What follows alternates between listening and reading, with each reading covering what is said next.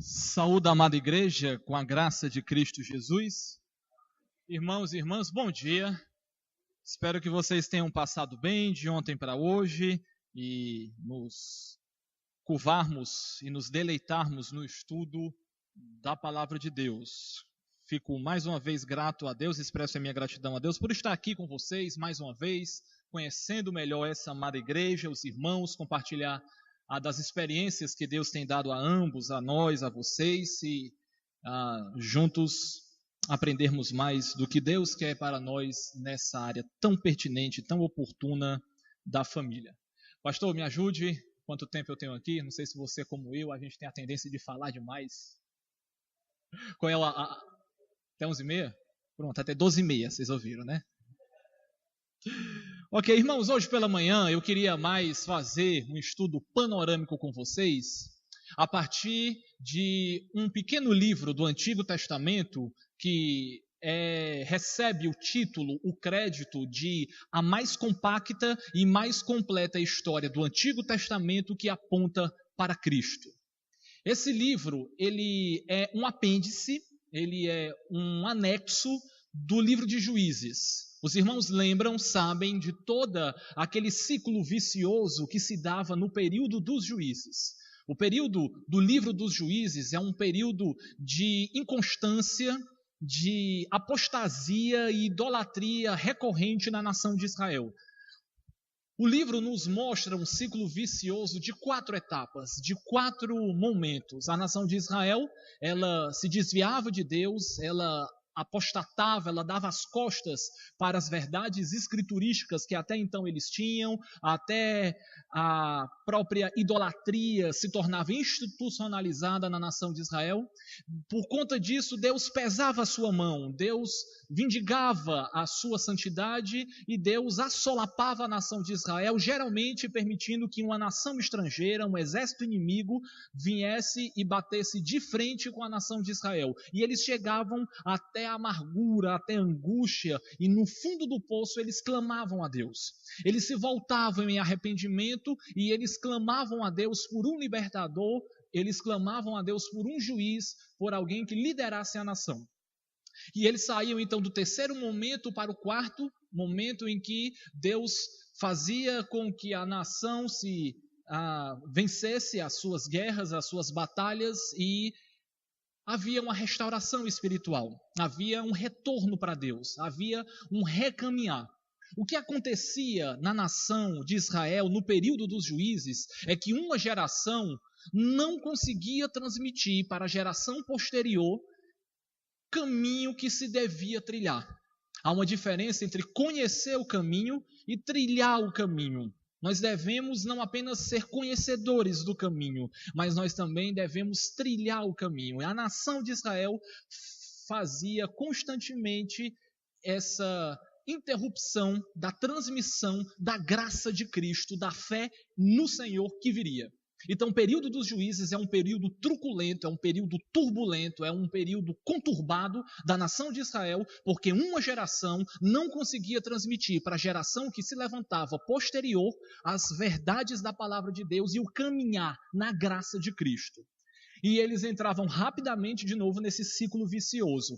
A geração que se levantava não se voltava para Deus, não se consagrava a Deus, não devotava o seu coração e a sua fé em Deus. Eles entravam rapidamente na apostasia, na idolatria. Deus mandava um exército inimigo e havia opressão, havia o juízo de Deus.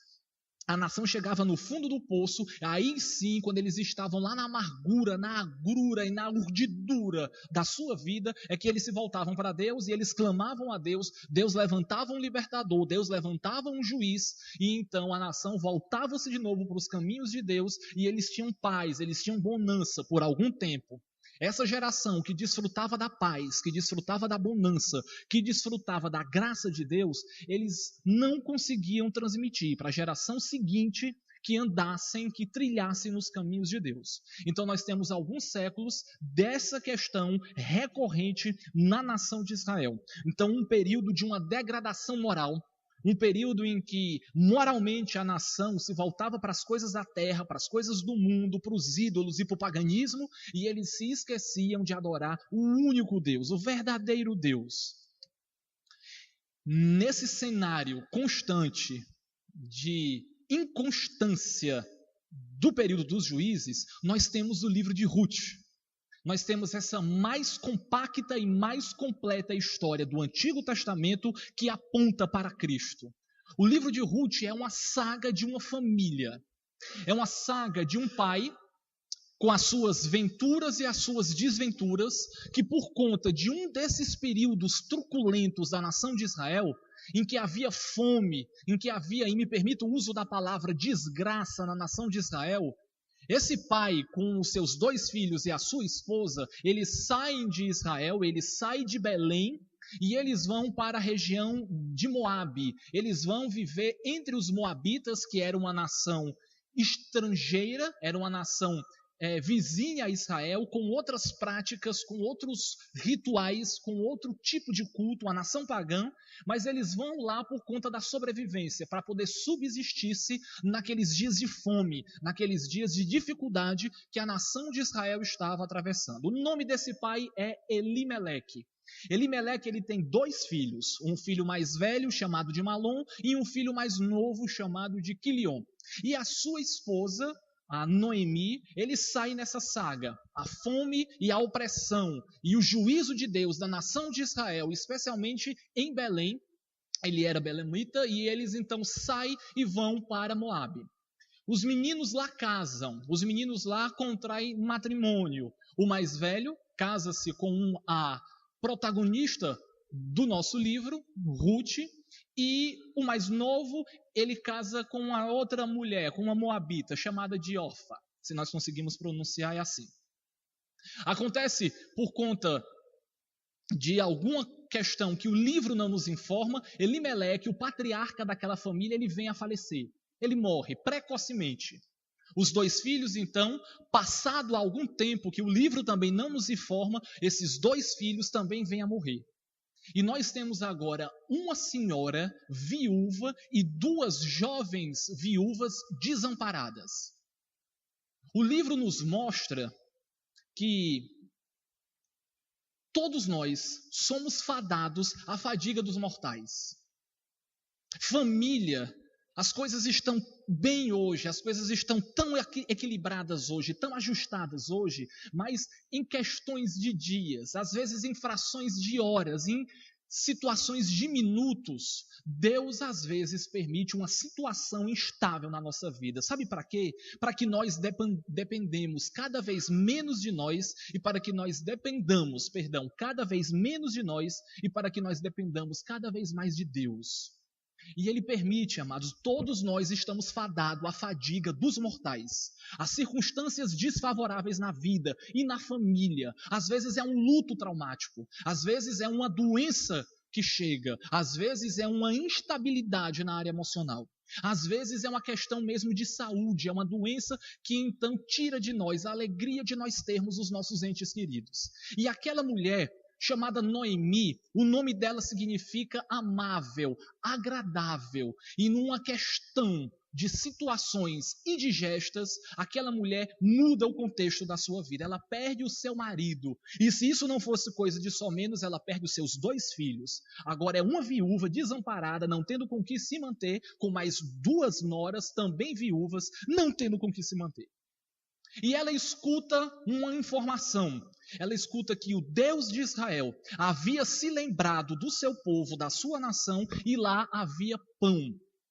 Antes não havia comida, não havia pão. Na casa do pão não havia pão, pois agora ela escuta falar que Deus se lembrou do seu povo e que Deus estava dando pão, estava dando alimento, estava de novo num período de alta do ciclo dos juízes. E ela toma iniciativa, ela decide voltar para a sua terra, ela decide voltar para a sua nação.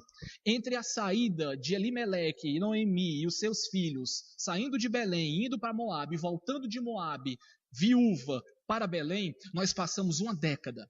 Nós temos 10 anos. 10 anos de uma grande parte desses anos de tristeza mesmo, de dor, de angústia, de luto, de lágrimas e de instabilidade. Mas Deus se lembrou do seu povo. E nós temos uma aplicação aqui, amados, para nós. Talvez repetitiva, recorrente, mas me permita dizer. Os olhos do nosso Senhor não estão cegos. Os ouvidos de Deus não estão surdos. A mão de Deus não está retraída, de tal forma que Ele não saiba, que Ele não participe, que Ele não se sensibilize com a situação de vida de cada uma das nossas famílias. Deus, Ele sabe da realidade da nossa vida. Deus conhece o seu povo. Deus conhece a minha família, a sua família. Deus sabe o coração do seu marido. Deus conhece o coração dos meus pais, ainda incrédulos. Deus conhece a nossa família. E aquela mulher volta. E quando eles começam aquela saga de retornar para a nação de Israel, as suas 2 noras lhes vêm acompanhando. E Noemi é a personificação da sabedoria e do conselho. E ela se volta para as suas 2 noras e ela diz assim: filhas minhas, fiquem na casa de vocês, com o pai de vocês, com a mãe de vocês, com o povo de vocês. Vocês não devem me seguir. E essas mulheres, essas 2 noras, começam a chorar em alta voz. E elas dizem: não, minha senhora, nos permita ir contigo.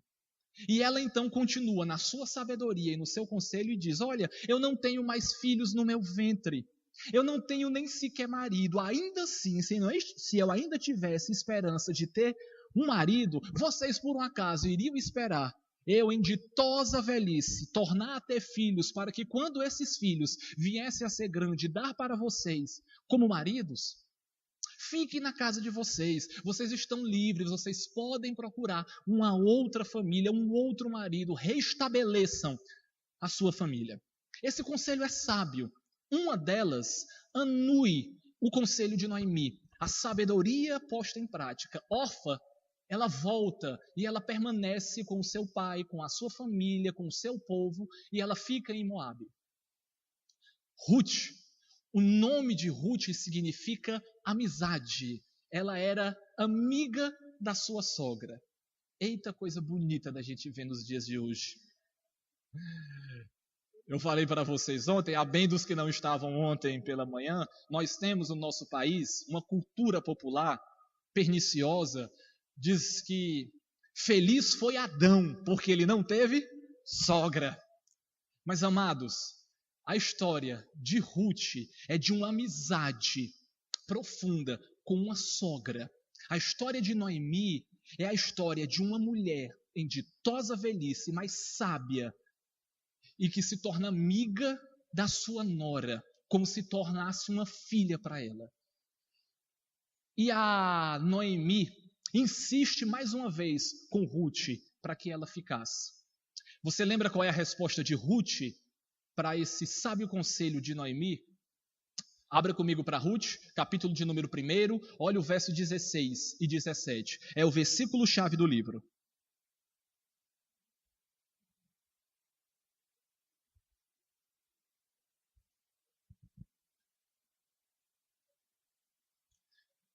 Livro de Ruth, está logo depois do livro dos Juízes, capítulo de número 1, verso de número 16 e 17.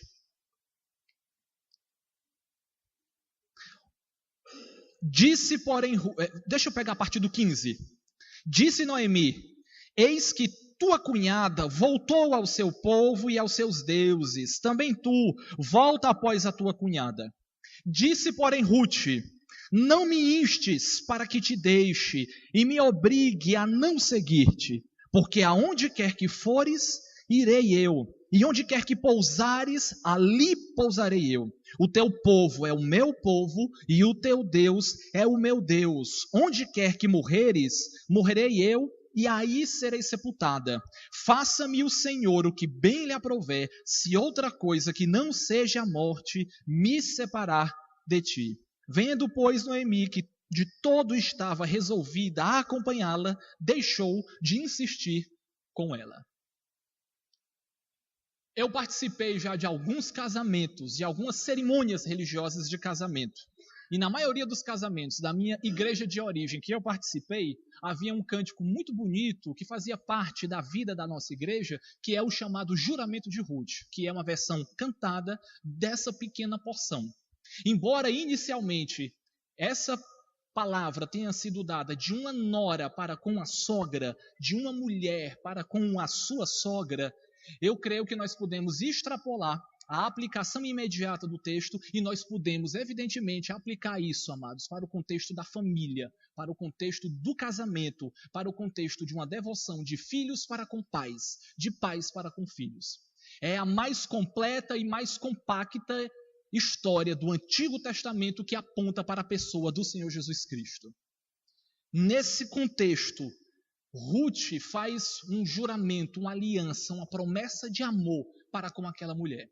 Ela não a quer deixar desamparada. A mulher já estava em ditosa velhice. A mulher ia voltar para a sua terra desamparada, muito pior do que ela havia saído. A continuidade do texto nos informa que quando ela chega em Belém, se repercute a história que havia acontecido com ela, as suas dificuldades, as suas desventuras, a sua desgraça. Ela saiu com um marido e 2 filhos e ela volta agora só com uma nora. Ela não tem com o que se manter, ela não tem com o que sobreviver.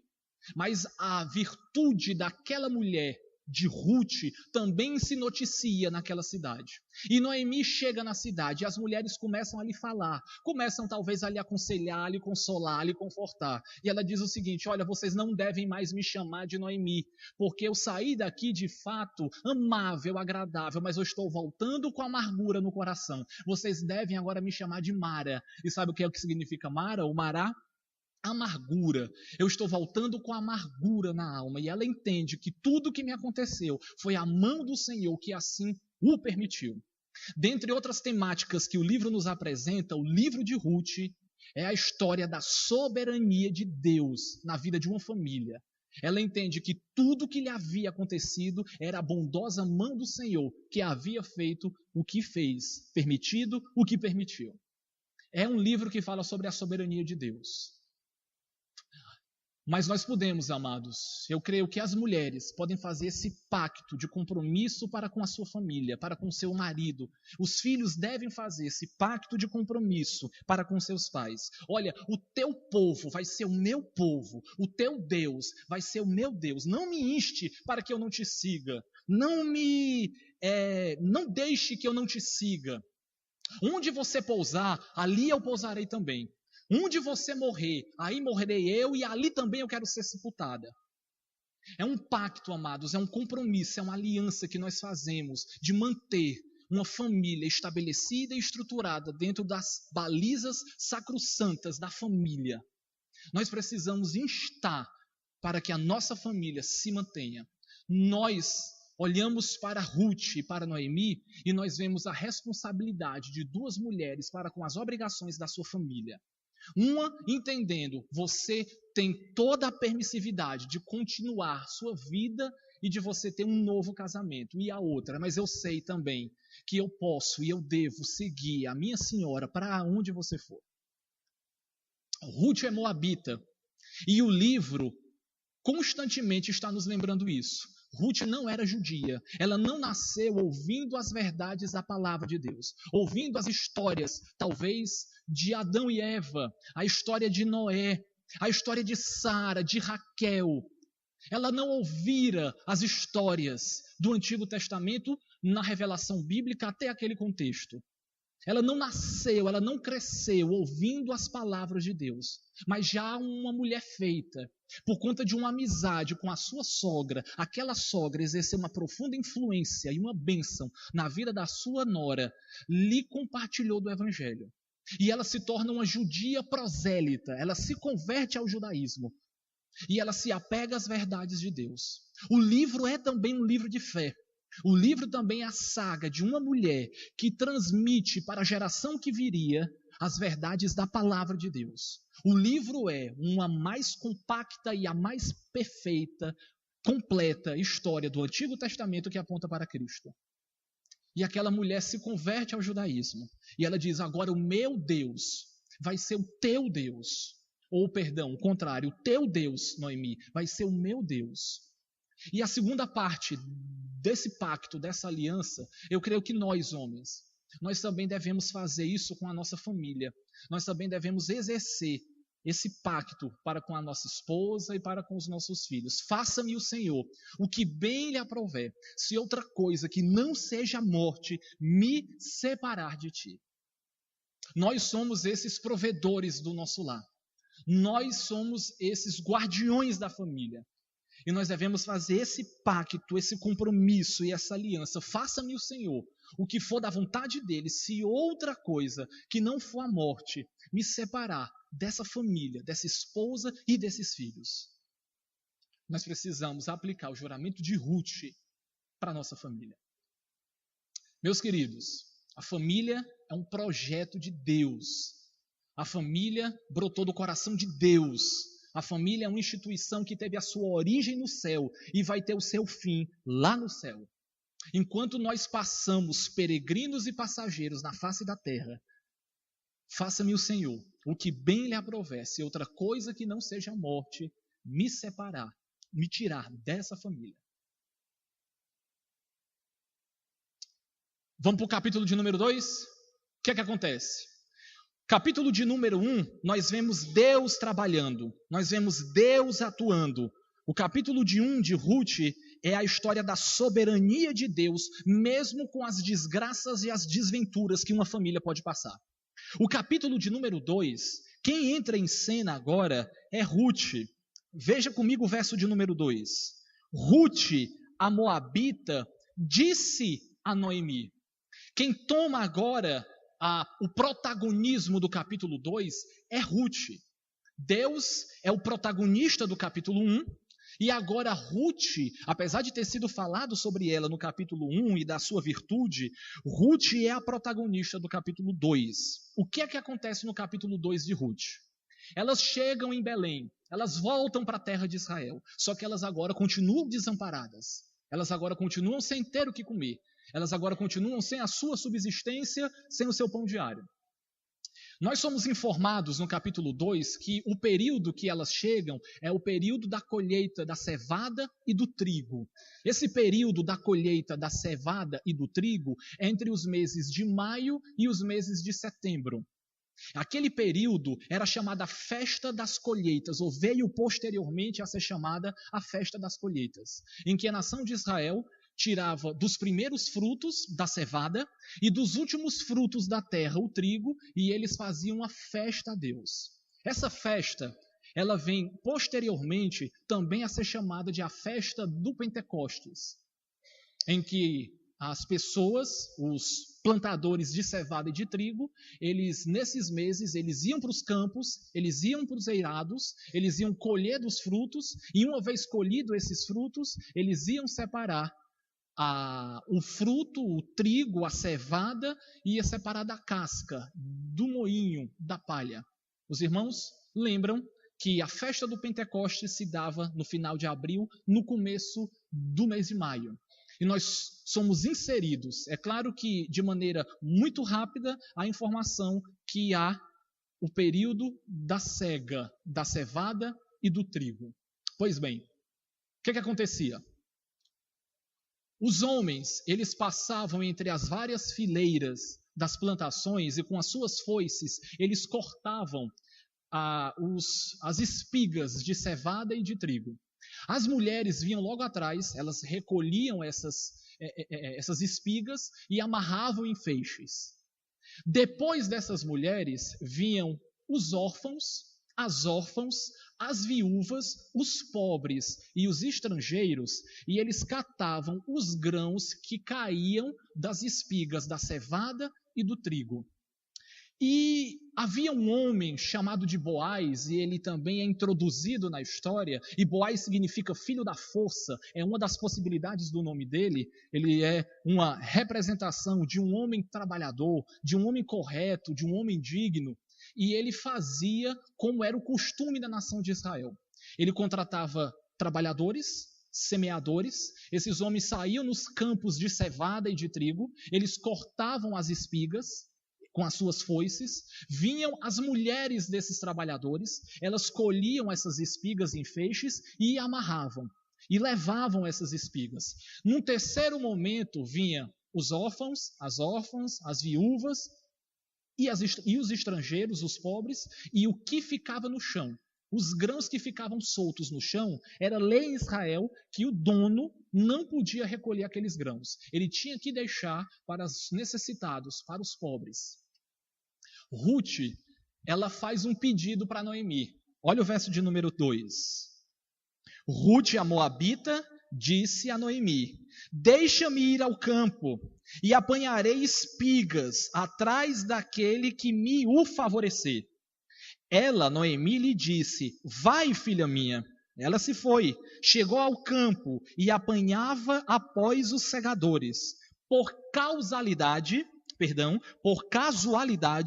entrou na parte que pertencia a Boaz, o qual era da família de Elimeleque. Fala uma coisa para vocês. Vou fazer uma pergunta para vocês. Ruth já era uma mulher feita, uma mulher formada. Ruth já era uma adulta. Ela pediu permissão para Noemi para fazer uma coisa básica. Eu vou atrás de comida, eu vou atrás de emprego, eu vou atrás de alguma coisa para a gente comer, alguma coisa para a gente sobreviver. Mas a minha pergunta é, tinha necessidade de Ruth pedir permissão a Noemi para ir fazer uma coisa básica, que é atrás de emprego, que é atrás de comida, atrás de sobrevivência? Ruth era mulher formada. Ela era nora de Noemi. Sabe o que é que nós podemos aplicar aqui, amados? Que nós, filhos, mesmo já formados, mesmo já feitos, mesmo já estruturados, nós ainda devemos respeito e obediência aos nossos pais. Nós ainda devemos honra para com eles. Aquela mulher, ela pede permissão para sua senhora, para sua sogra, para fazer uma coisa básica. Deixa-me ir aos campos atrás de espigas, daquele que me favorecer. Ela não tinha necessidade de pedir permissão. Ela já era uma mulher formada. Ela já era uma mulher casada, já era uma mulher viúva. Elas eram sogra e nora, mas uma nora tratava a sua sogra como se fosse a sua mãe. E uma sogra tratava a sua nora como se fosse a sua filha. Se nora e sogra podem viver assim, se nora e sogra conseguem ter um relacionamento assim, por que nós filhos não conseguimos ter um relacionamento assim com os nossos pais? Por que nós pais não conseguimos manter um relacionamento assim com os nossos filhos? Deixe-me dizer para você, família não é uma democracia. E antes que você se espante, me deixe repetir, família não é uma democracia. Sabe o que é uma democracia? Uma democracia é uma instituição, é uma organização em que as pessoas têm direitos e deveres iguais. Numa família não existe democracia. Numa família existe uma estrutura participativa. Todos nós, diante de Deus e diante das leis do nosso país, nós temos igualdade de dignidade, mas nós não temos dentro da família igualdade de direitos e de deveres. Pais são pais e filhos são filhos. Filhos devem prestar obediência aos seus pais, porque a família não é uma democracia. A família é uma estrutura participativa, em que pais têm os seus direitos e os seus deveres, e que filhos têm outros direitos e outros deveres. Mas família não é democracia. Família é uma estrutura participativa, em que cada membro, em que cada participante tem a sua função, tem a sua tarefa, tem o seu dever. Amados, o que nós temos visto hoje nos nossos dias é o termo que é cunhado, é uma família disfuncional, em que os pais não querem mais exercer autoridade sobre os seus filhos, em que os filhos é que acabam governando e liderando a família. É eles que dizem o que deve ser feito, onde deve ser feito, quando deve ser feito, por quanto tempo deve ser feito e com quem deve ser feito as coisas que se faz dentro de uma família. Mas família não é uma democracia, não é. A família é uma estrutura participativa, em que cada um tem seus direitos e seus deveres. E aquela mulher, ela mostra para nós a função que os filhos devem corretamente praticar dentro da família. Devem respeito, devem honra, devem obediência aos seus pais, aos seus superiores, os jovens que estão aqui. Há uma promessa para vocês, que se vocês honrarem seus pais e suas mães, e o texto não condiciona a questão temporal, o texto não condiciona a questões de circunstâncias. Simplesmente, se vocês honrarem os seus pais, vocês vão ter uma vida longa na face da terra, vocês serão abençoados. Se vocês honrarem seus pais e suas mães. E Ruth era uma mulher que queria honrar a sua senhora, a sua sogra, que lhe servia de mãe, que lhe causou um bom impacto, uma boa influência na vida. O que acontece? Boaz chega e Boaz vê aquela mulher. Aquela mulher era uma mulher que chamava atenção, não apenas por causa da sua beleza aparente, da sua beleza física, mas por causa da virtude daquela mulher. Naquele contexto, as boas notícias acerca de Ruth já se espalharam por toda a região de Belém e de Efrata. Ruth é a mais compacta e a mais completa história do Antigo Testamento que aponta para Cristo. A história, as boas novas de que uma mulher moabita convertida ao judaísmo e com um traço de fidelidade, de compromisso e de aliança, de fé e perseverança na sua sogra, na sua família, chegou aqui. E Boaz então faz o seguinte, ele a privilegia, ele permite que ela venha e recolha dos grãos que caem no seu próprio terreno. E ele vai além ainda, como filho da força. Ele diz, olha, não a impeçais, não molestem, deixe não apenas que ela pegue dos grãos que caem, mas deixe também que ela pegue das espigas, dos feixes. É um gentleman, é isso mesmo a pronúncia? É um Dom Juan, é um filho da força. Ele faz essa cortesia. E olha comigo o verso de número 12. Verso 11 e verso 12. Quando ele faz esse favor para ela, ela entende que não era digna de receber aquele favor. Verso 10. Então ela, inclinando-se rosto em terra, lhe disse, como é que me favoreces? E faze caso de mim, sendo eu estrangeira? Respondeu Boaz e lhe disse, bem me contaram tudo quanto fizeste a tua sogra, depois da morte de teu marido, e como deixaste a teu pai e a tua mãe, e a terra onde nasceste, e vieste para um povo que dantes não conhecias. Olha o verso de número 12, é o versículo-chave talvez desse capítulo. O Senhor retribua o teu feito, e seja cumprida a tua recompensa do Senhor, Deus de Israel, sob cujas asas vieste buscar refúgio. Disse ela, tu me favoreces muito, Senhor meu, pois me consolaste e falaste ao coração de tua serva, não sendo eu nem ainda como uma das tuas servas. Verso de número 12, o Senhor retribua o teu feito e seja cumprida a tua recompensa do Senhor, Deus de Israel, sob cujas asas vieste buscar refúgio. Esse livro fala também sobre a providência de Deus, sobre a proteção de Deus, sobre o cuidado de Deus, como um pássaro, como uma ave que abre as suas asas e nós podemos buscar refúgio. Deixa eu ilustrar isso para vocês, amados. Tem um provérbio chinês que diz que uma geração planta uma árvore, a outra geração desfruta da sua sombra. Nós devemos ser, pais, aquela geração que planta a árvore para que os nossos filhos desfrutem da sombra. Só que eu quero lembrar a vocês que o Senhor retribuiu o feito daquela mulher, o Senhor recompensou aquela mulher. O princípio da retribuição era um princípio muito importante, era um princípio muito vívido, muito aplicado na nação de Israel. A nossa geração ocidental, nós nos nossos dias, alguns dos irmãos de meia idade tiveram um contexto de vida difícil. Cresceram talvez na urdidura de ter que trabalhar de sol a sol, não tiveram o privilégio e a oportunidade de estudar, de sentar num banco de uma escola, num banco de uma faculdade e de ter uma formação. Mas nós queremos dar o melhor para os nossos filhos. Só que nessa questão, nós às vezes estamos sendo precipitados demais e criando filhos imediatistas. Nós não aplicamos muito o princípio da retribuição. Nós, às vezes, somos mais de aplicar o princípio da gratificação. Nós não tivemos, nós fomos desprivilegiados e nós queremos privilegiar os filhos. Nós queremos dar para os filhos. Uma geração planta uma árvore, a outra geração desfruta da sua sombra.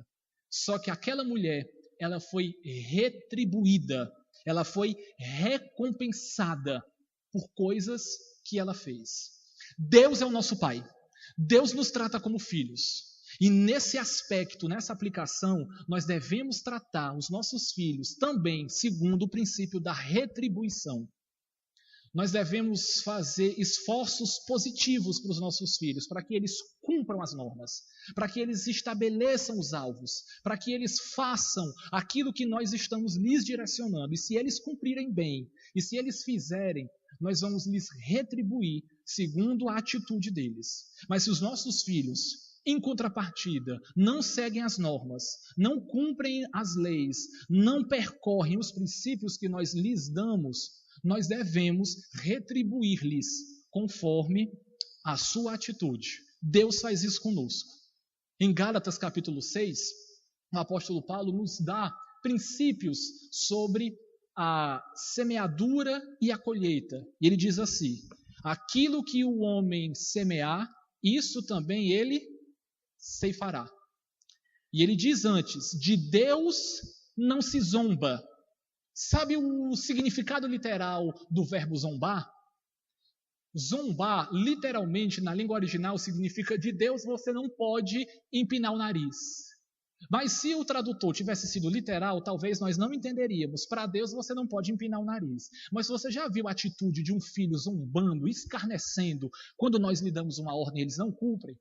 Eles levantam a cabeça, eles fecham a cara, eles às vezes cruzam os braços e eles empinam o nariz. Quando eles estão desobedecendo, eles empinam o nariz, eles estão zombando da sua ordem, eles estão zombando das leis. Filho zombador, geralmente, ele empina o nariz. De Deus não se zomba. O que o homem semear, isso também ele ceifará. Amados, nós precisamos retribuir, recompensar os nossos filhos conforme eles também atuam e agem para com as nossas ordens, para com as nossas leis, para com nós estabelecemos. Dentro disso ainda, me permita, nós não devemos criar filhos soberanos, nós devemos criar filhos autônomos. O princípio da soberania é diferente do princípio da autonomia. Soberania é um atributo de Deus, é um atributo exclusivo de Deus. Deus é soberano. As Escrituras falam que Deus é o soberano dos reis da terra. Nada e nem ninguém influencia a pessoa de Deus. Deus não depende de nada. Deus não depende de nós. Deus não precisa de nós. Deus não precisa do nosso dinheiro. Deus não precisa das nossas orações. Deus não precisa do nosso louvor. Ele é soberano. Ele é independente. Ele é a chamada causa não causada, o motor não movível. Nada influencia, nada atinge a pessoa de Deus. Nada lhe influencia a tomar uma decisão de maneira poética, de maneira muito bela. Isaías, no capítulo 40, fala da soberania de Deus. Diz que ele estendeu os céus às palmas. Diz que ele descortina no céu as nuvens. Ele pesa as nações numa balança precisa. Ele diz que as nações diante de Deus são como um pingo que cai e nada é. Deus é soberano. Deus, ele é autossuficiente. Ele é autoexecutável. Ele é autossustentável. Nada e nem ninguém influencia a pessoa de Deus e ele não é influenciado por nada. Ele é independente, ele é soberano. Nossa geração está criando filhos que se acham soberanos. Nós devemos criar filhos autônomos. O princípio da autonomia é um princípio de uma codependência, de uma independência limitada. Nós devemos dar vazão aos nossos filhos para que eles tenham sua legitimidade, sua personalidade, o seu caráter, sua criatividade, seus interesses, seus gostos. Tem pai que sufoca o filho, tem pai que coloca filho em aula de música, em aula de balé, em aula de inglês, em aula de matemática, em aula disso, em aula de esporte, de futebol, de vôlei. Preenche a vida do menino. Tem pais que já traçam os filhos o que eles devem ser, a faculdade que eles devem fazer, a faculdade onde eles devem ir, o curso que eles devem fazer. Nós devemos dar autonomia para os nossos filhos, mas nós não podemos, em contrapartida, criar filhos soberanos. Filhos que são, ou se acham, melhor dizendo, autossustentáveis.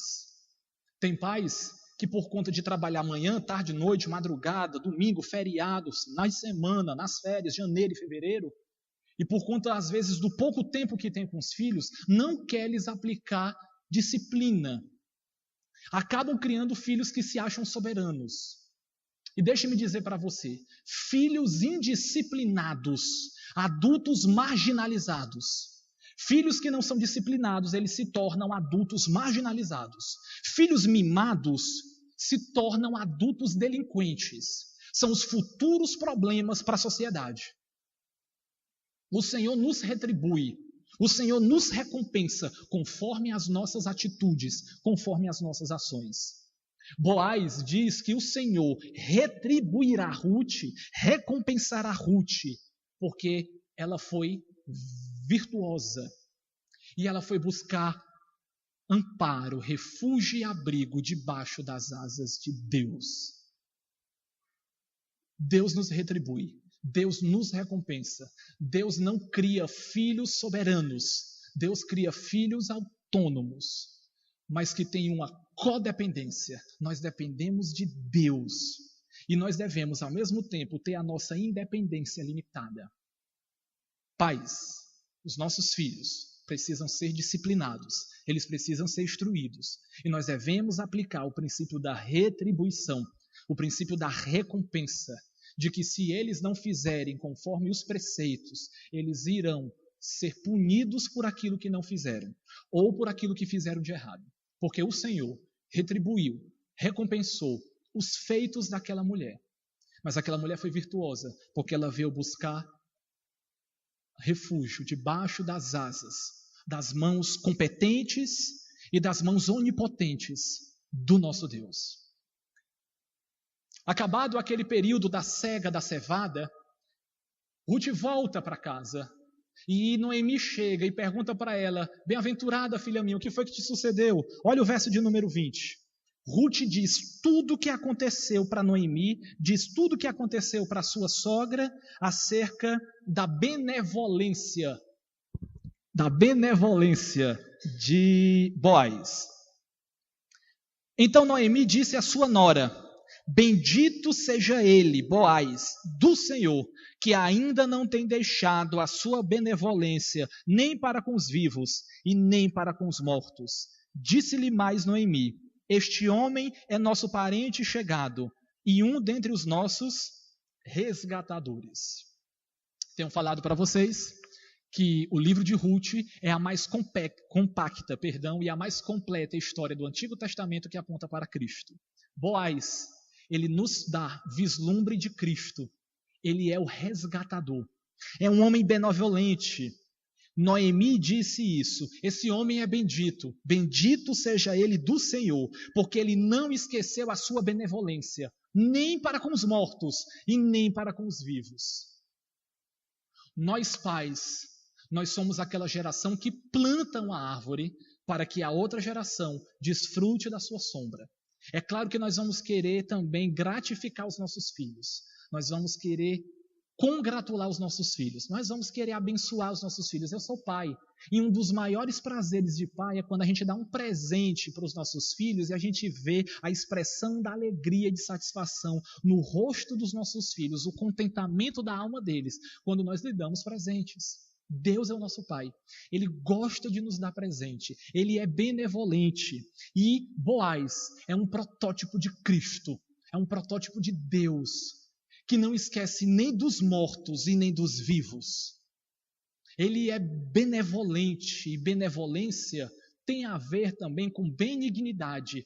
E benignidade é um sinônimo de misericórdia, é um sinônimo de graça, é um sinônimo daquele tão conhecido conceito de que Deus nos dá por aquilo que nós não merecemos. Benevolência, benignidade tem a ver com Betesda, é a raiz da palavra hebraica Betesda, que os irmãos lembram de João capítulo 5, o tanque de Betesda, a casa de misericórdia, em que um homem lá, há muitos anos, sofria paralítico e tentava alguma forma de se socorrer, alguma forma de curar o seu mal. E havia um fenômeno que acontecia no tanque de Betesda. Um anjo baixava, tocava na crista das águas, as águas se movimentavam e o primeiro que entrava naquele tanque, naquela água, era curado. Aquele lugar foi chamado a Casa de Misericórdia, o tanque de Betesda, o tanque de misericórdia, de benevolência. É aquilo que Deus faz e nós não merecemos. Ao mesmo tempo que Deus retribui, que Deus recompensa, Ele também abençoa, Ele também galardoa, como nós vimos mais cedo aqui. Ele também nos congratula, Ele também nos presenteia. Meus queridos, a nossa família é um presente de Deus. Tudo que acontece nas nossas vidas estão debaixo das competentes e onipotentes mãos do nosso Criador. A nossa família não está ao léu. O nosso casamento não está à deriva. Os nossos filhos não estão à toa. Nós precisamos insistir com eles. Nós precisamos retribuir conforme eles fazem. Nós precisamos aplicar disciplina. Nós precisamos ser pais e manter a autoridade para nós não criarmos filhos delinquentes, filhos marginalizados. Nós não podemos ter uma família disfuncional, em que não há as corretas funções de cada membro da família. A família não é uma democracia. A família é uma estrutura participativa. E nós, pais, somos essas primeiras e maiores influências na vida dos nossos filhos. Bendito seja Ele do Senhor, que ainda não tem deixado a sua benevolência, a sua benignidade, a sua graça e a sua misericórdia, nem para com os mortos e nem para com os vivos. Deus é o Deus de mortos e também de vivos. Vamos para o capítulo 3? O que acontece no capítulo? Está comigo? Capítulo 3 de Ruth. Falei para vocês que no capítulo 1, Deus é o protagonista no capítulo 1. No capítulo 2 de Ruth, Ruth é a protagonista do capítulo 2. No capítulo 3 do livro de Ruth, Noemi é a protagonista do capítulo. Se não, vejamos. Olha como é que começa o verso de número 1. Quem é que fala no capítulo 3? Disse-lhe Noemi, sua sogra, filha minha, não hei de eu buscar um lar para que sejas feliz? Ora, pois não é Boaz, na companhia de cujas servas estiveste um dos nossos parentes? Eis que esta noite a limpará a cevada na eira. Olha o conselho que ela dá. Banha-te, unge-te e põe os teus melhores vestidos e desce a eira. Porém, não te des a conhecer ao homem, até que tenha acabado de comer e beber. Volta para cá. Falei para vocês, o livro de Ruth também gosta de enfatizar que Ruth era moabita. Ruth não era uma judia de origem, ela não era uma hebreia de criação. Ela se converteu ao judaísmo, ela se tornou prosélita do judaísmo já na sua fase adulta. Ela não conhecia os usos e os costumes da nação hebraica. Ela não conhecia a cultura, o ambiente e o contexto da nação de Israel. A sua sogra, a sua senhora, com quem ela tinha um profundo respeito, uma profunda sintonia, lhe dá uma ordem, lhe dá o conselho. Filha minha, toma um bom banho, passa um bom perfume, veste uma roupa bonita e vai até o campo de Boaz. À noite, ele vai dormir. Ele vai dormir na eira, ele vai dormir no campo, ele vai dormir no campo aberto, sem que ele te veja. Você vai deitar-se aos pés dele, você vai descobrir o manto que ele tem, só os pés dele, e você vai deitar nos pés dele, pertinho dele, e deixa o resto com ele. Eu entendo que no coração de Ruth, no pensamento dela, mas que conselho é esse? Que orientação é essa dessa minha senhora? Eu vou me insinuar para aquele homem, eu vou tomar um bom banho, eu vou passar um bom perfume, vou vestir uma boa roupa, vou esperar esse homem dormir, vou descobrir os pés dele, vou deitar perto dele, vou deixar ele fazer o resto. Mas que conselho é esse? Mas eu sei quem é Noemi, eu sei quem é a minha sogra, é como se fosse uma mãe. Foi uma grande influência na minha vida. Através do testemunho dessa mulher, eu me tornei uma judia prosélita, eu me converti ao judaísmo. O teu povo vai ser o meu povo, o teu Deus vai ser o meu Deus. Faça-me o Senhor o que bem lhe aprouver, se outra coisa que não seja a morte, me separar de ti. Ela fez uma aliança e ela obedeceu àquela aliança. Ela não sabia todos os detalhes, ela não foi informada de toda a cultura, mas ela fez conforme a sua sogra lhe ordenou. Volto de novo a falar com os jovens. Meus queridos, obedeçam os pais de vocês. Sejam obedientes aos princípios, os valores que eles lhes ensinam. É um grande mandamento, mas vocês vão ter recompensa por causa disso. Vocês vão ter uma retribuição se vocês forem fiéis aos pais de vocês. O que acontece hoje, os nossos jovens, que aconteceu comigo, não sei se aconteceu com alguns dos irmãos aqui da minha idade, deixa eu logo entregar a minha idade, eu tenho 33 anos, não sou nem tão velho nem tão novo, mas quando eu cheguei na minha adolescência, o que é que eu queria? Eu queria que meu pai comprasse uma moto, eu queria andar com vento no cabelo e ir para onde eu quisesse, sem ter que prestar contas a nada e a ninguém. Eu queria sair de casa, eu queria morar numa casa, eu queria rapidamente trabalhar até o meu dinheiro, o meu sustento e ser filho autônomo e não depender dos meus pais. Vento no cabelo, estrada, asfalto à frente e o sol como sendo meu guia. Vou para onde me der na telha. Queria sair debaixo da liderança da tutela dos meus pais, queria sair debaixo das ordens, dos princípios dos meus pais, queria fazer o que eu queria, na hora que eu queria, com quem eu queria, com quanto eu queria, sem ter que prestar contas. É por isso que as pessoas falam que a adolescência é a aborrecência. Mas nós não precisamos e não devemos ser jovens e nem adolescentes aborrecentes. Ruth obedeceu o conselho da sua sogra, daquela mulher. Embora ela não soubesse de tudo, embora ela não consegue visualizar, prever, vislumbrar tudo que estava envolvido, mas ela obedeceu. Jovens, fique debaixo da tutela, da liderança e do pai de vocês até o momento que Deus lhes tirar de lá. Não queime as etapas, não seja precoce, não saia debaixo dessas asas protetoras que nós vamos buscar refúgio. A família é esse lugar de refúgio, de amparo. Não saia debaixo da tutela dos pais. Tem filho que quando dá 18 anos, mas está esperando, está contando, está na contagem regressiva. Falta 1 ano, falta 10 meses, falta 5 meses. Quando dá 18 anos eu vou embora. Pai, dá a minha parte da herança que me pertence. Que eu quero seguir, eu quero fugir, eu quero viver.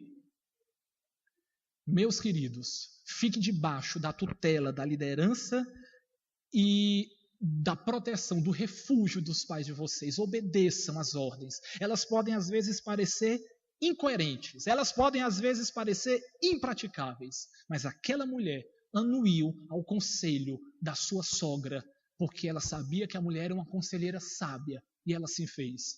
Foi para o eirado. Diz que Boaz ficou um pouco alegre.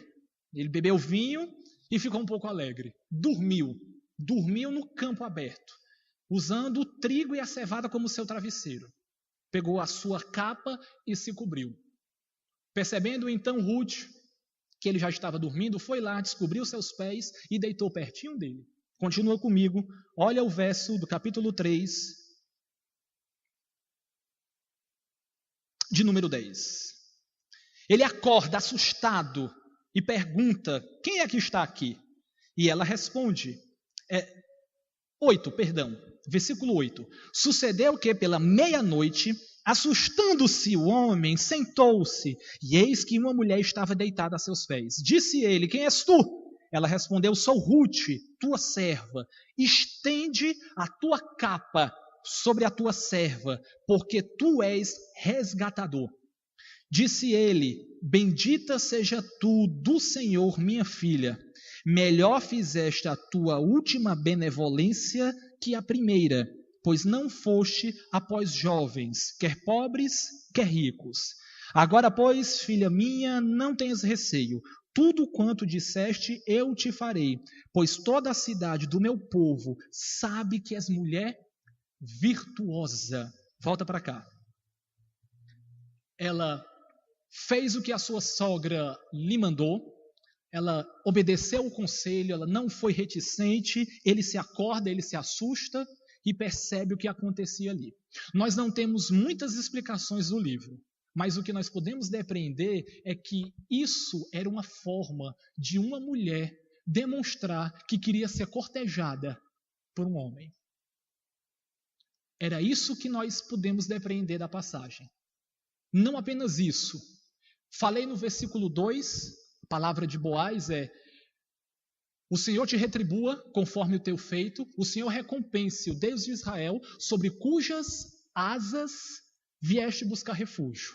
E agora Noemi rebate para Boaz dizendo: estende a tua capa sobre a tua serva. No original, a palavra asa e a palavra capa, elas são muito parecidas. Elas são palavras homônimas, elas têm a mesma escrita e quase a mesma pronúncia. Elas são muito parecidas. Boaz falou para ela: você veio buscar refúgio debaixo das asas do Senhor. E agora Ruth fala para Boaz: agora tu é que tem que estender a tua capa sobre a tua serva. Ela pode ter falado asa também. Eram palavras homônimas, muito parecidas na escrita e na pronúncia. Aquele homem é um protótipo de Cristo. Aquele homem é um pai. Aquele homem é um marido fiel, exemplar. O verso de número 11, amados, fala de uma outra virtude de Noemi. Agora, pois, filha minha, não tenha receio. Tudo quanto diste, eu te farei. Perdão, é o verso 10. Bendito seja tu do Senhor, minha filha, melhor fizeste a tua última benevolência que a primeira, pois não foste após jovens, quer pobres e quer ricos. Minhas irmãs, não se iludam com a capa. Um livro não é avaliado apenas pela capa. As jovens, as moças solteiras. Um perfume não é avaliado pelo recipiente. Um livro não é avaliado pela capa. Um jovem não é apenas avaliado pela sua aparência. Boaz já era um homem de meia idade, Ruth era mais nova. E ele: mulher, tu é mulher virtuosa mesmo, porque você podia ter ido atrás de um homem bonito, de um homem mais jovem. Mas você não foi atrás dos jovens, quer sejam pobres, quer sejam ricos. Você veio cumprir conforme manda a cultura de Israel. Eu sou o teu resgatador. Mas eu não sou o resgatador imediato. Tem um que é antes de mim. Espera aí, que eu vou tentar resolver isso. Mas ele dá uma boa virtude dela. Não avalie um jovem, um candidato a namorado, uma candidata a namorada, por questão de aparência apenas. Ele pode ser bonito, ele pode ser alto, 1,90 m, nórdico, alemão, louro dos olhos verdes. Pode ser musculoso, pode ser fitness, light. Mas você tem que avaliar o coração. Você tem que perceber se ele é um rapaz virtuoso, se é uma moça virtuosa. Ela pode ter 1,80 m. Eu não sei quanto é que é o busto, os centímetros aí da cintura da mulher, que tem que ser um protótipo de Gisele Bündchen. Ela pode ser bonita, ela pode ser sedutora, ela pode ser muito atraente, mas você tem que avaliar o coração. São as virtudes. Se é um homem de Deus, se é um jovem, se é alguém compromissado com a palavra de Deus. Cuidado apenas com a aparência, com o invólucro, com a capa e com o envelope. Avalia o conteúdo, avalia o aroma, avalia o coração, até onde nós podemos avaliar. Boaz era um filho da força e ele reconhece que aquela mulher era uma mulher virtuosa, obediente aos conselhos de sua sogra e agora querendo colocar em prática os princípios, tanto escriturísticos, ou pelo menos da palavra de Deus, e os costumes culturais. Olha a continuidade do texto. Ora, é muito verdade que eu sou resgatador. Verso 12. Mas ainda outro resgatador há mais chegado do que eu. Verso 13. Fica-te aqui esta noite. E será que pela manhã, se ele te quiser resgatar, bem está, que te resgate. Porém, se não lhe apraz resgatar-te, eu o farei. Tão certo como vive o Senhor, deita-te aqui do lado até amanhã. Verso 14, ficou-se, pois, deitada a seus pés até pela manhã, e levantou-se antes que pudessem conhecer um ao outro, porque ele disse, não se saiba que veio mulher à eira. Era um homem respeitoso, era um homem galã, era um homem cordial. Estavam só os dois, num campo afastado, à noite, sem ninguém ao redor olhar. Mas era um prato cheio, era uma arapuca armada, era uma armadilha certa para que houvesse uma fornicação, para que houvesse uma violação. E de novo eu quero chamar a atenção dos jovens dessa vez. Meus queridos, minhas queridas, guardem o corpo de vocês como um presente que vocês vão dar, talvez nesse altar, talvez com esse pastor, celebrando aqui o casamento, e vocês vão dizer: eu sou do meu amado e o meu amado é meu. Eu estou entregando para ti o que eu tenho de mais valioso, o que eu tenho de mais precioso, a minha pureza, o meu corpo, a minha sexualidade. E o marido, da mesma forma, eu estou entregando para ti, diante de Deus como nossa testemunha, diante desse altar, na instrumentalidade da igreja da palavra de Deus, eu estou fazendo um pacto, um compromisso de agora me consagrar a ti. Eu estou dedicando a ti a minha pureza como um presente, o que eu tenho mais precioso. E vocês vão entrar por aquela porta, como foi um casamento aqui recente. A igreja é muito bonita, as pessoas todas vestidas, os instrumentos todos aqui, os instrumentistas posicionados. O violino sendo tocado, executado, a flauta sendo também aqui trovejada.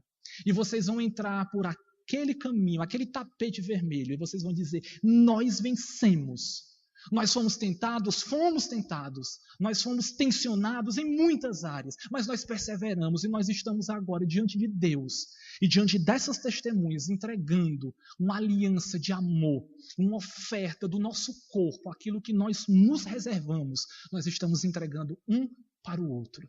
Aquele homem, ele podia ter violado a conduta daquela mulher, mas ele não fez. Ele a resguardou. Ele pediu: acorda bem mais cedo e sai daqui para que os outros não te vejam. Fica tu deitado aí e eu deitado aqui. Eu acho que ele foi tomar um banho de água fria. Mas ele foi fiel.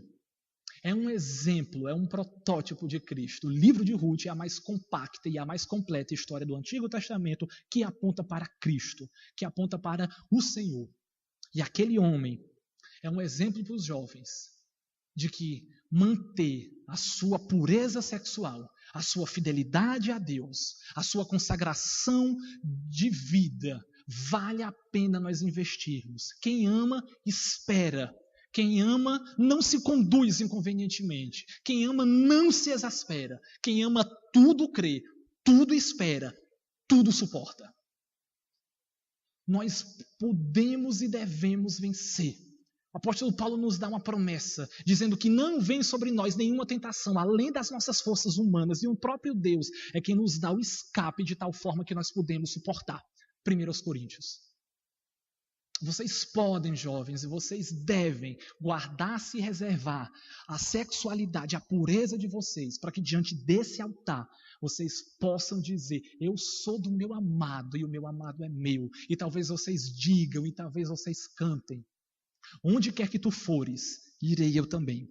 Onde quer que tu pousares, ali pousarei eu. Onde quer que tu morreres, morrerei eu e aí serei sepultada. E o homem fala: faça-me o Senhor o que bem lhe aprouver, se outra coisa que não seja a morte me separar de ti. Pois bem, capítulo 4 de Ruth. Você está comigo ainda? Só para eu encerrar.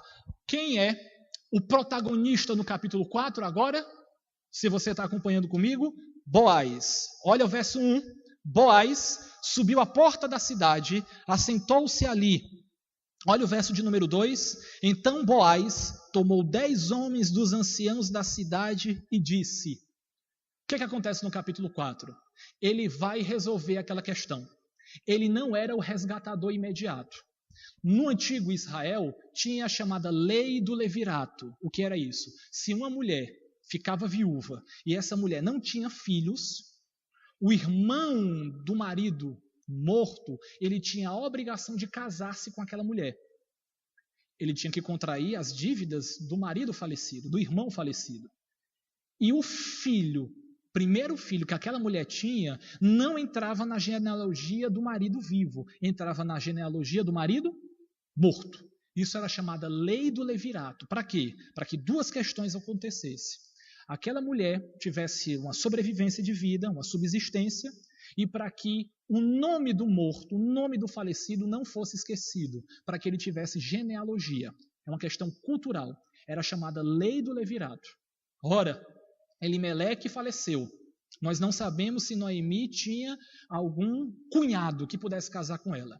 Mas nós sabemos que os 2 filhos de Noemi, Malom e Quilion, os 2 morreram. Não tinha mais filho. Ruth não tinha mais um irmão para poder casar com ela. Então, havia um homem que nós não sabemos o nome dele, simplesmente que ele é chamado de O Fulano. Olha o verso de número 1. Eis que o resgatador de que Boaz havia falado ia passando, então lhe disse: Ó Fulano, chega-te para aqui e assenta-te. E ele se virou e assentou. É um homem que não tem nenhuma importância, que não tem nenhuma dignidade, que nem o nome dele é mencionado. Por uma certa forma é até bom, porque ele não é constrangido, né? Ele não foi aqui exposto, a imagem dele não foi denegrida. Mas era um cara tão de sem importância que simplesmente: Ó Fulano, vem aqui, deixa eu te explicar a situação. Você é o resgatador, o parente mais próximo de Noemi. Ela tem uma nora chamada Ruth. Você tem que comprar o terreno de Noemi para que tenha subsistência para ela, e você tem que casar com Ruth, e o filho que nascer dela, a genealogia é de Malom. Quando ele ouviu a primeira parte, compra o terreno dela, ele diz: assina aí que eu vou. Pode dizer que sou eu. Aí Boaz continua dizendo: mas espera aí, ela tem uma nora chamada Ruth, você tem que casar com ela. Ele diz: não, deixa para lá, desfaz o negócio, para que eu mesmo não seja prejudicado. E Boaz vai lá, chama os homens da cidade, faz o acordo, e o homem tem que tirar a sandália e dar para ele. Ele volta para casa descalço. A única coisa que nós sabemos é que esse era o costume em Israel. Quando se firmava um pacto, quando se firmava um compromisso comercial, quem vendia ou quem se desfazia dos direitos tirava as sandálias, dava para quem comprava e voltava para casa a pé. Eu fico pensando para mim mesmo: bem feito, voltou no sol quente descalço. Ô fulano! E Boaz resgata a propriedade de Noemi e cumpre a lei do levirato e casa-se com Ruth. E nós somos informados que de Ruth, Boaz gerou a Obed, Obed gerou a Jessé, e Jessé gerou a Davi, do qual descende o Cristo. E na linha, na meada da conexão, da história da salvação, da história da redenção de Deus, uma mulher moabita entra na genealogia de Cristo. Através do ventre daquela amizade, Deus suscitou o nosso resgatador espiritual, o nosso salvador, o instituidor da família, o abençoador do lar, Cristo Jesus. O capítulo 4 é Boaz o protagonista. Ele resgata, ele vai atrás daquela situação, ele se casa com aquela mulher. Para a gente concluir, olha o verso de número 13. Assim tomou Boaz a Ruth, capítulo 4, versículo de número 13. E assim tomou Boaz a Ruth. Ela passou a ser sua mulher. Aí sim, coabitou com ela. E o Senhor lhe concedeu que concebesse e teve um filho. Então as mulheres disseram a Noemi: seja o Senhor bendito, que não deixou hoje de te dar um neto, que será teu resgatador. E seja afamado em Israel o nome deste. Ele será restaurador da tua vida, consolador da tua velhice, pois tua nora, que te ama, o deu à luz, e ela te é melhor do que 7 filhos. Meus queridos irmãos, a família, ela precisa ser um lugar de encorajamento para os fracos, de ânimo para os abatidos. A família é um hospital espiritual de recuperação para os doentes. É um campo de treinamento para as lutas da vida. A família é um canteiro de obra celestial, onde nós cultivamos os valores espirituais, a fé cristã. É na família que nós desenvolvemos os valores. Na família nós somos aceitos, não por causa das nossas qualidades, mas apesar dos nossos fracassos. Nós somos aceitos no ambiente da família. É no recôndito do lar, é no refúgio, nas asas da família, que o nosso caráter é forjado, a nossa personalidade é firmada e o nosso temperamento é provado. Na arena da família, quando caímos, somos levantados. Quando ficamos tristes, somos consolados. Quando erramos, somos aperfeiçoados. Quando desobedecemos, somos perdoados. A família é um lugar de perdão, de restauração e de cura. Deus é o dono da família. A família é um projeto de Deus. E nós podemos aprender